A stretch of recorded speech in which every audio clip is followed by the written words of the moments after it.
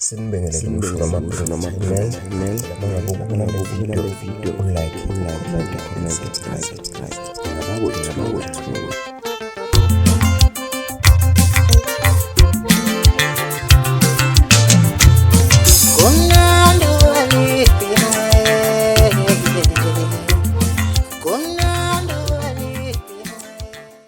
yazi ngicabanga ukuthi mhlambe sekuyisikhathi sokuthi mhlambe umuntu osondelene noKhuzani manje ambonise ayikabi ambonise bafethu abantu abalalela music ngendlela eright. I'm sure lento engizoyisho manje bayayibona and is not make sure sekudlaleka ngathi mfethu awukwazi ukuphinda istyle esodwa ngale ndlela.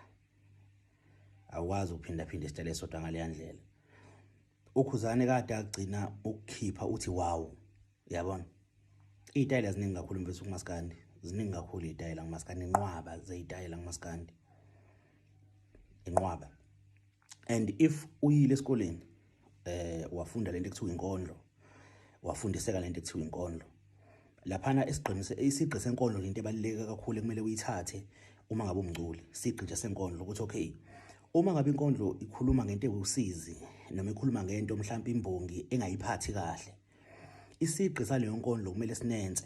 Usibona ngani? Usibona ngempawu zokuloba ziba yiningi, okukhombisa ukuthi uhambe akhulume noma ehaya aphinde aqhubeke, kodwa kukhona la khona buyabe khona aphumule khona, uyangithola, ngoba lento akhuluma ngayo imphethe kahle. Kubese ukuthi mangabe impawu zokuloba ziyincane, leyo iveza ukuthi isigqi sakhona siyashesha. Ngenzeka ukuthi ukhuluma ngento emphatha kahle, uyangithola, isikhathi esiningi usuke ezokhuluma ngento emphethe kahle noma mhlawumbe etusa nje into ethize. Sengiyaphi ke sengiye ekuthenini one, uKhuzani mengabe eshaya ingoma ekhuluma mhlawumbe ngokufa, ingoma yaKhuzani iyashesha, like iya confuse lonto iyodwa nje ukuthi ngiyakhumbula mama lapho khona mama ula uma wami wayengithanda mama wayengi ihlungu lonto akasekho uma wakho wayithanda shem bakithi uyamkhumbula uma wakho. Sicela ukuzwa lokho mhlawumbe kwibeat yengoma, ukuthi wena ukhumbula uma wakho, ukuze sibe siyicathulweni zakho. Asikwazi ukuba siyicathulweni zakho sina because kumele sizwelane nawe lento oyikhulumayo, uyangithola. Nanokuthi nje mfethu uthi ma ukhipha usebenzisa abantu ababodwa, abantu abafeatureishayo, vele nibe group one, singaloku kuthiwa ufeatureshile uKhuzani manje ufeatureshile uLuve, ufeatureshile uSiphe, hayi akungasho ukuthi feature, bavele babiqembu bazibize ngegama. Awukwazi album kulobe ufeatureisha abantu ababodwa. Awukwazi kwi-album ne-album ibeat iloKhuzani yakho, itempo iye ingoma zakho, because kunento ekuthiwa itempo ku-music, le ukushesha nokunensa isigqi sengoma, ukushesha nokunensa kwengoma.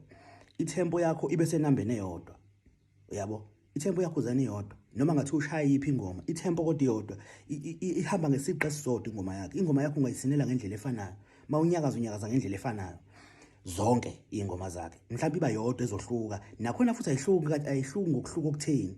Mhlawumbe mengabe ihamba mayithi gqo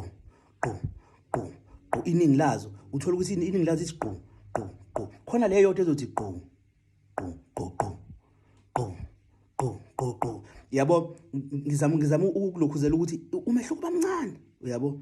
So ngicabanga ukuthi abantu abasondelene naye sekumele bakhulume naye mhlawumbe bathi ukumncenga, because sinenqwaba yabantu abazinqala ukuthi emculweni. Isinodla kuya bakopela noma wenzani, kodwa ukusebenzisa izitayela zabo kuyayakha isense ukuthi no, lo muntu is versatile ku-music, uyakhona ukushaya le style, uyakhona futhi ukushaya nalezi, uyabo. Because ukulandela umculo baningi abantu esiqale salandela bona ngaphambi kokuthi kufike bona uKhuzani noMthandeni nobani. So kubalulekile ukuthi azisebenzise lezi ezinye izitayela.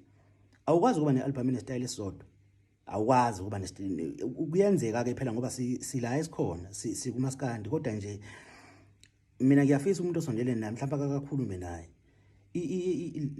Yabona mina ingoma yaKhuzani engiyihloniphayo ingoma esuke eshaya ingoma ehawu, Ukhzani zokushayela ingoma ongathi makuthiwa udakiwe uxabana nomuntu uvuka umfake ethuwe ekhanda uphume kuyena yabo ngoba ingoma yakhe yomtsizwa inalonto evusa uhlevana.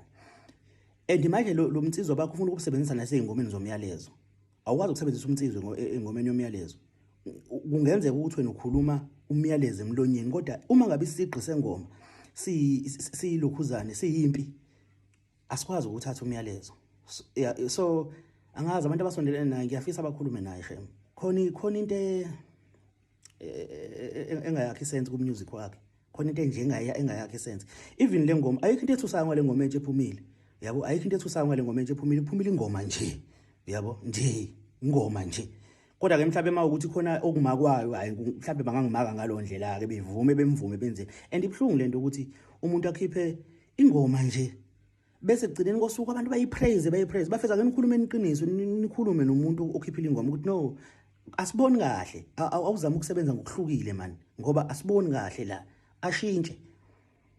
And nini umuntu niyamntuza noma ebheda ayikho mina ngendlela yami yokulalela ngiyawuza umyalezo wengoma kodwa isitayela bafethu ukhiphile single track excel ukhiphile single track excel ke ongenani shem excel zama uku-excela ke inkosi yami bafethu. Ukhzani umuntu omkhulu kangaka ngiyaxolisa ngithukeni.